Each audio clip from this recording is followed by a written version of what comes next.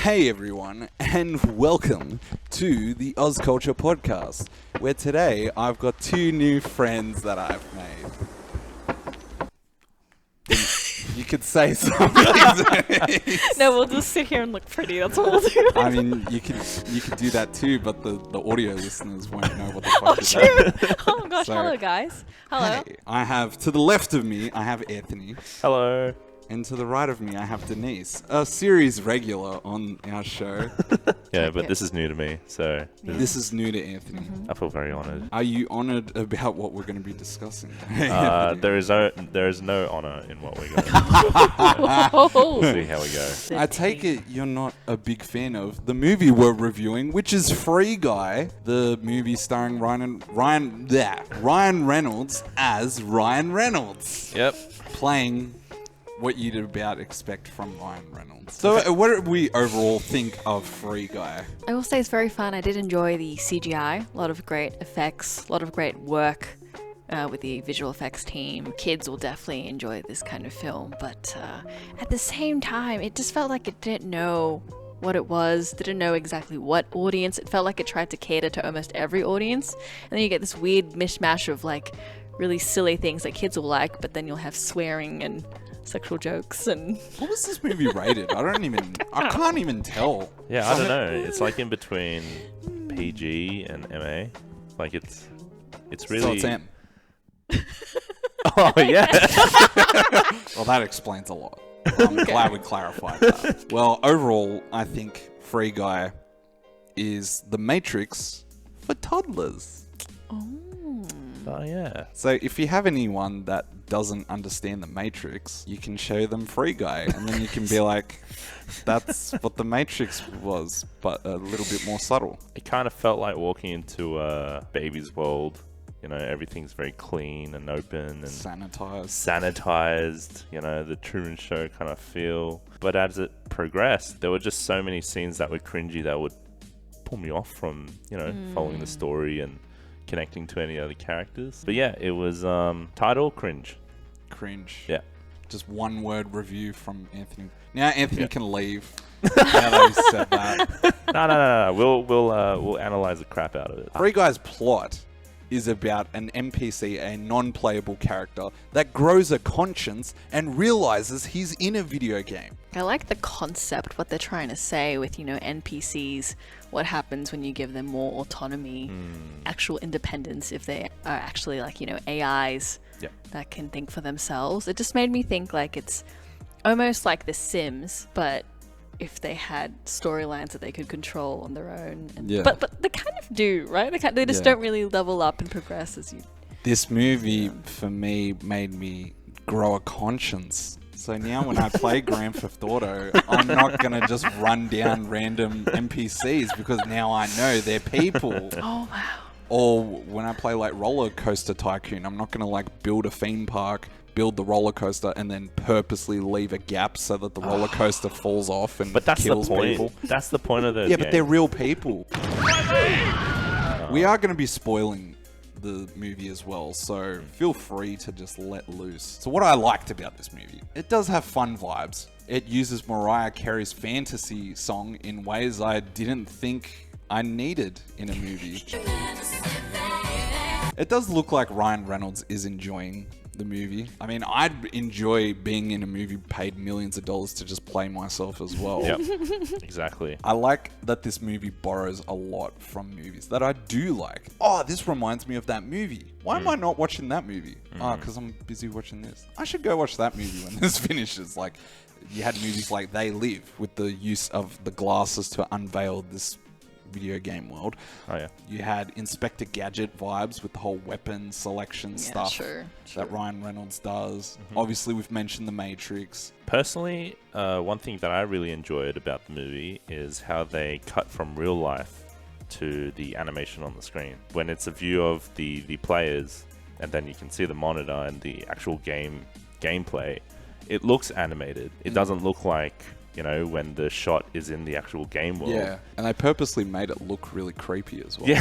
Like Ryan Reynolds' video game version. Was And the way super they were True. running was like, Yeah, it did Yeah. look kind of scary. That's what I just realized. A Lego movie. This movie is fucking Lego. yeah, essentially. Yes. You have an It optimistic main character that suddenly has to save the world and like leave his like fun, everyday routine life for something else. This is a diet version of Lego movie. It really is. Remember that conversation when Guy tells the chick, like, you don't need to be with a bad guy? It felt like the most virtue signaling conversation. Is Is this- this movie like for incels or something? Like trying to say to him, like, there's hope, guys? Or is it made for, I don't know. I don't even know. I don't know. It was He's fucking lesson cringe, number though. one. Yeah. He's lesson number two. Like, there's ways to explore these things that are, you know, issues in society, but without doing it so on the nose. When Yeah. it's done so on the nose, everyone just cringes. And the whole meaning of the message, the value is lost. You know, you can explore all these issues and stuff and ideas in through this actual storytelling, right? The journey that the character goes on, what they learn, without actually having to put it in dialogue and just be like, oh my god, patriarchy, oh my god, white privilege, because then it's so on the nose, right? It's so on the nose, and it's literally just like the laziest way to try and just be like, oh, we're ticking that box. As The if diversity. yeah, as if box it's a and- box to be ticked. Yeah. Like, oh, you know, how do we make our film more meaningful? Oh, let's just chuck this one line in. Yeah. It just takes away the whole purpose, the whole value of it, and then it just makes it feel cheap, you know, and everyone cringes. So, Yeah. And it's going to date this movie as well. Like, in a Yeah. couple years' time, people are probably going to watch this movie and be like, what the fuck was that? And some old man's going to be like, well, when they made this movie, woke politics was at an all-time high and it was trending. Yeah. So they had to put it in. The other thing about this movie is, like, for a movie that's about gamers, they put a lot of shit on gamers. They've pretty much labeled all gamers as like ugly, pathetic man-childs, like one of the males who typically, of course, lives with his mother, and they make the point to mention that, and that his mother's vacuuming in the background, being like, "You're 22 years old. Why aren't you out of here?" Mom! Mom! Are you serious with the vacuum right now? God! You're 22 living in my house. There is no God. They purposely had Channing Tatum play his avatar, as if to say all men that play video games are ugly fucks that are fat and shit. To escape their, reality, they got to make their character look like fucking Channing Tatum. I admit, my mum was vacuuming in the background when I was 22, gaming in her place still. However, it was still like belittling the whole gaming community. Yeah. You know, like when the cops came out of the cop car, they're like, "Oi, 40-year-old virgin." Hey, 40-year-old virgin! Get over here! Yeah, but it comes back to like this film not knowing what it is. The fact that it's Yeah. a gaming film and dedicated to gamers, and yet it alienates its whole audience Yeah. by shitting on them. It just Speaking of the rest of this, of the cast, Yep. Taika Waititi, if he's meant to be obnoxious and fucking annoying as hell, he is so good at it. He landed He's it. delivering totally. His voice was so annoying, but it was also distracting though for me. right. Yeah. Okay. Well, I kind of found it entertaining watching him talk. It's very explosive, and you don't see a lot of Kiwi accents on the big screen. So Maybe was that's why. Maybe I found it jarring because Yeah. I'm just not used to it. sticking out like a sore thumb. Yeah, with But everyone I've else. seen him in other movies and didn't find it as distracting. It was interesting because I did read something about how I think when they were trying to audition for that role, Yeah. they were struggling to find someone until they were like, why not Taika Waititi? Really? And then it was like, oh, yes, of And they were course. like, we need someone super fucking annoying.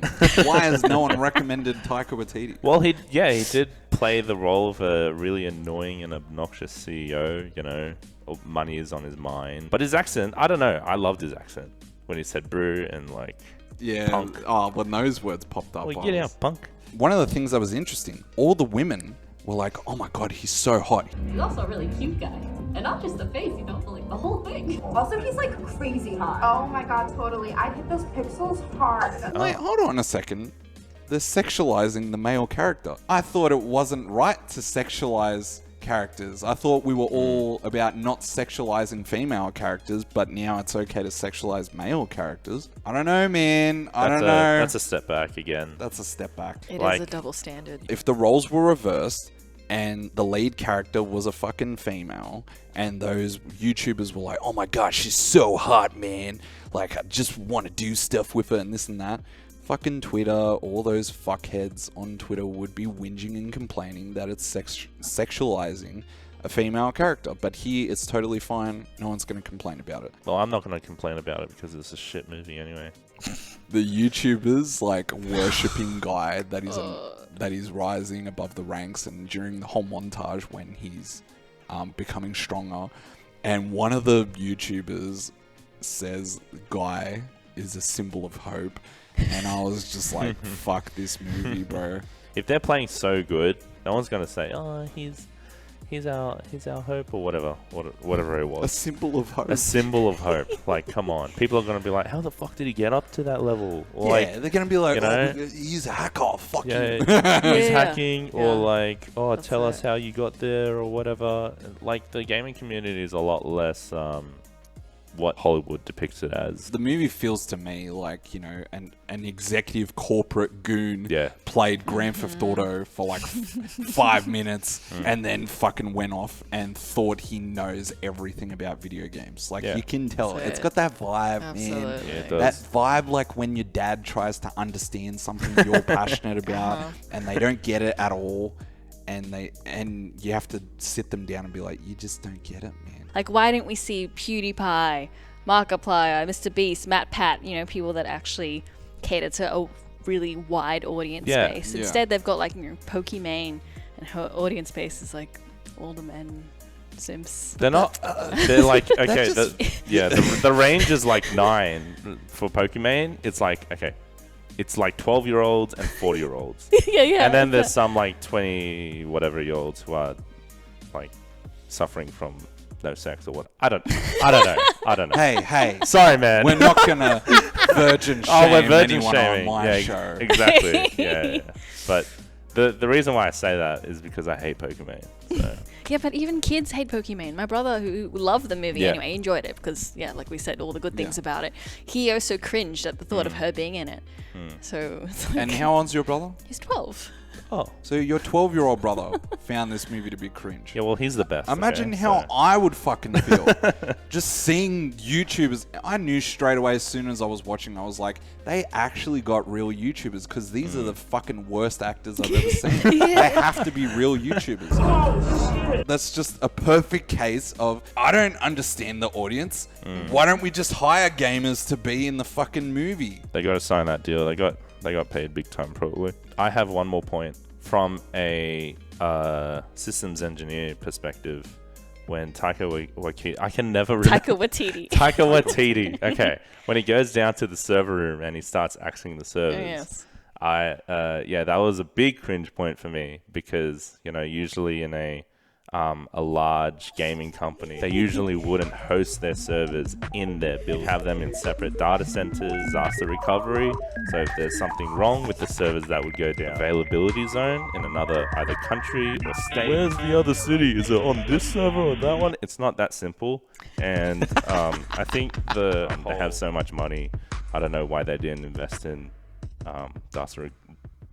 disaster recovery. And it was just right. it was. I think, it was they terrible. I took didn't even think of that. Any final words? What's our final review? 5-star rating, what would you give it? I gave it a 3 just for the idea of, you know what, it is a mindless watch. If you go in just thinking it's going to be mindless, you'll enjoy it more.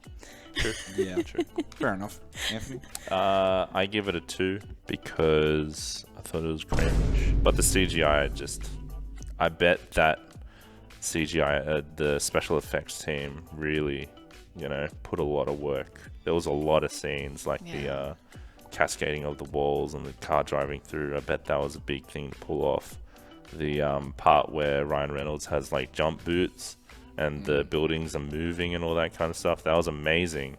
But yeah, just couldn't pick up the movie. So 2 out of 5. Yeah, I'm going to say 2. 2 out of 5. Not because of Anthony said that. I was going to say 2 out of 5. Yeah. He beat me to it. Sorry, man. Nah, it's all good. Just ruined the whole show.